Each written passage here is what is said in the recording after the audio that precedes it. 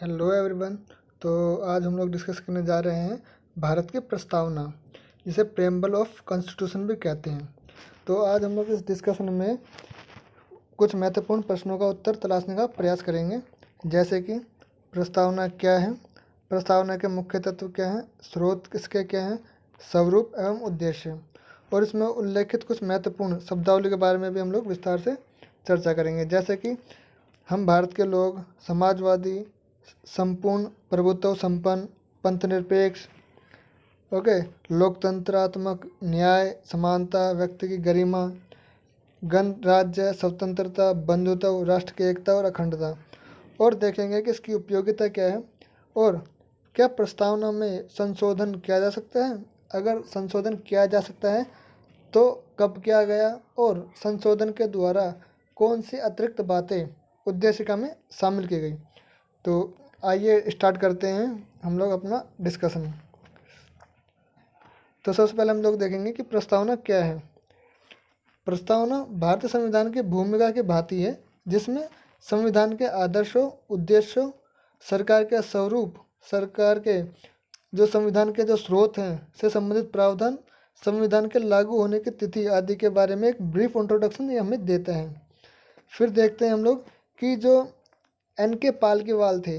अब एन के पालकीवाल एक संविधान विशेषज्ञ और एक बहुत बड़े वकील थे, जिन्होंने इंदिरा गांधी के काल में जितने भी महत्वपूर्ण जो केसेस आए थे, जैसे कि गोलकनाथवाद हो गया, पीवी प्रेस जो हो गया समाप्त करने की बात है, जो कि महाराजाओं को एक भत्ता दिया जाता था, या फिर हो गया बैंकों के राष्ट्रीयकरण से संबंधित, इन सभी केसों के अंदर सरकार के अगेंस्ट जो केस लड़ने वाले थे वो एन के पालकीवाल थे। तो इन्होंने भारतीय संविधान की उद्देशिका को एक परिचय पत्र की संज्ञा दी। तो इसलिए ये इम्पोर्टेंट हो जाता है कि भारतीय उद्देशिका को परिचय पत्र की संज्ञा किसने दी। तो इसका उत्तर होता है एन ए पालकीवाल। ओके। और भारतीय संविधान सभा में जो प्रस्तावना है, इसको सर्वप्रथम 13 दिसंबर 1946 को नेहरू जी ने इंट्रोड्यूस किया। ओके। और जो हमें अडॉप्टेशन की जो उसकी प्रेरणा मिलती है वो हमें यूएसए के संविधान से मिलती है, और जो हमारा प्रेम्बल का जो लैंग्वेज है वो हमने ऑस्ट्रेलिया से ली है। ओके। तो इतना हम लोग डिस्कस कर लिया। अब देखते हैं इसके तत्व कौन कौन से हैं। इसके तत्व जैसे कि स्रोत, इसके संविधान के स्रोत क्या हैं। स्रोत तो हमें पता है कि हम भारत के लोग हैं। देन इसके बाद स्वरूप देखते हैं, इसका उद्देश्य देखते हैं, और जो उल्लेखित इसमें शब्दावली है उसको भी देखेंगे। तो हम लोग सबसे पहले देखते हैं कि इसका जो शब्द है, जैसे कि हम भारत के लोग, तो संविधान को या फिर हमारे जो कॉन्स्टिट्यूशन है उसको पावर मिलती है जनता से। क्योंकि संविधान जो प्रेम्बल की इसकी जो लाइनें हैं वो इस प्रकार है कि आज तारीख 26 नवंबर 1949 को एजेड द्वारा इस संविधान को अंगीकृत, अधिनियमित और आत्मकृत किया करते हैं। यानी कि इसे लागू नहीं किया। इसे लागू कब किया गया था? इसे लागू किया गया था 26 जनवरी 1950 को। इसके पीछे भी एक हिस्ट्री है छोटी सी कि भैया 1930 में लाहौर अधिवेशन हुआ था रावी नदी के तट पर। उस वक्त जो कांग्रेस अधिवेशन हुआ था, जितने भी बड़े नेता थे उन्होंने बोला कि इस दिन हम लोग यानी कि 26 जनवरी 1930 को पूर्ण स्वाधीनता दिवस के रूप में मनाया गया था। तो ये तारीख हमारे संविधान सभा में जो सदस्य थे उनके लिए बहुत इंपॉर्टेंट थी। तो सिर्फ एक इतना सा रीज़न है इसको 1 महीने 2 महीने रोकने के लिए। तो आइए हम लोग देखते हैं इसके अन्य तत्वों को, जैसे कि संप्रभुत्व। ओके। संप्रभुत्व यानी सोरवन, संपूर्ण प्रभुत्व संपन्न। इसका अर्थ है भारत के आंतरिक और विदेशिक मामलों में बिना किसी बाह्य दबाव और प्रतिबद्धता के स्वतंत्र रूप से निर्णय लेना। इसके अंदर कौन कौन से आते हैं कि आंतरिक मामले और बाह्य मामले। आंतरिक मामले में राजनीतिक, आर्थिक, सामाजिक और धार्मिक, जबकि बाह्य मामले में यानी विदेशिक मामले में आते हैं किस देश के साथ हमें दोस्ती करनी है, दुश्मनी करनी है, और संधि यानी कि एमओयू वगैरह साइन करने हैं। फिर आता है हमारे पास समाजवादी, सोशलिस्ट। ये एक तरह की विचारधारा है जिसके मूल में समानता है।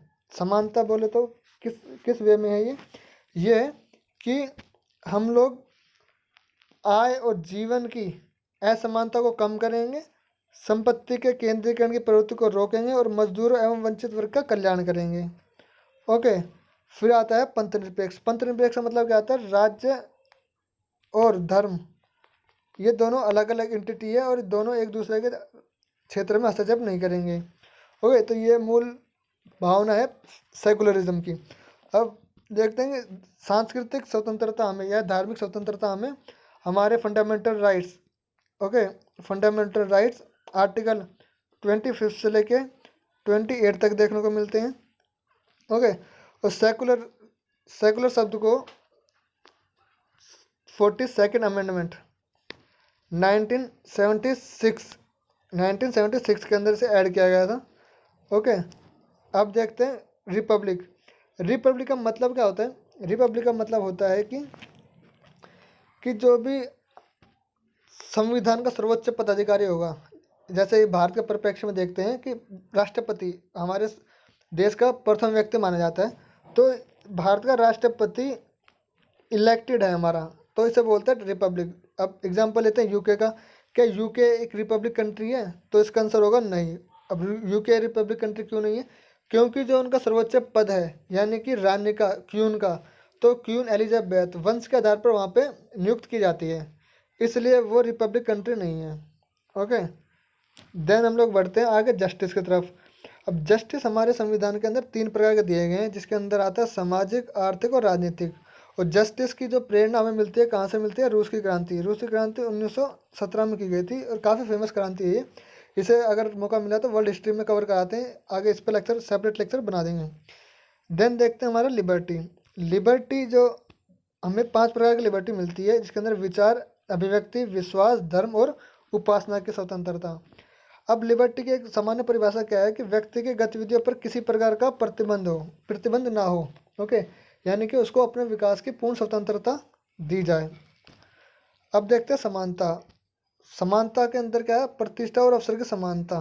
ओके, अब सामाजिक, राजनीतिक और आर्थिक 3 प्रकार की हमें समानता देखने को मिलती है। और फंडामेंटल राइट के आर्टिकल 14 से लेकर 18 तक हमें समानता के बारे में देखने को मिलता है। इसका मतलब क्या होता है? कि देश का प्रत्येक नागरिक विधिक रूप से लिंग, जाति, वंश, धर्म के आधार पर भेदभाव नहीं किया जाएगा और सभी व्यक्ति को समान समझा जाएगा। फिर आता है बंधुत्व। बंधुत्व का मतलब क्या है? कि एक होने की भावना जागृत करना और भाईचारे का जो विचार करना, भाईचारे की भावना का विकास करना। ओके, फिर आती है व्यक्ति की गरिमा, dignity of individual. Dignity individual का अभी विस्तार किया गया आर्टिकल 21 के अंदर। आपने देखा होगा अभी केस आया प्राइवेसी से रिलेटेड, तो इसके अंदर इसी बात को ठीक से बताया गया है। ओके, नेक्स्ट देखते हैं हम लोग unity and integrity of nation. तो इसे भी ऐड किया गया था कब? 42nd अमेंडमेंट 1976 के अंतर्गत है इसे अडोप्ट किया गया था, मतलब कि इसे अलग से शामिल किया गया था।